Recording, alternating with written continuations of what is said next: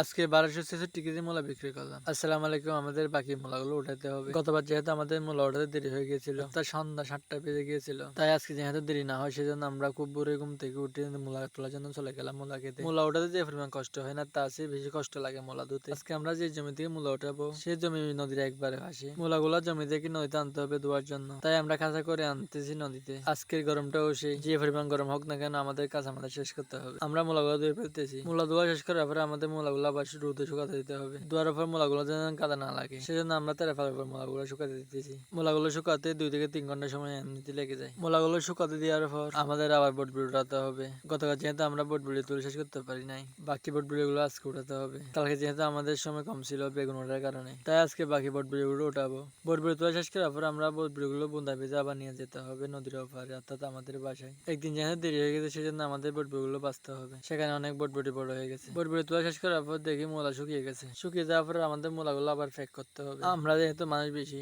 কাজ করতেও অনেক আনন্দ লাগে। মূলাগুলো প্যাক করে সেলাই করার পর আমরা নিয়ে যেতে হবে যেখান থেকে ব্যাপারীরা নিয়ে যাবে সেখানে।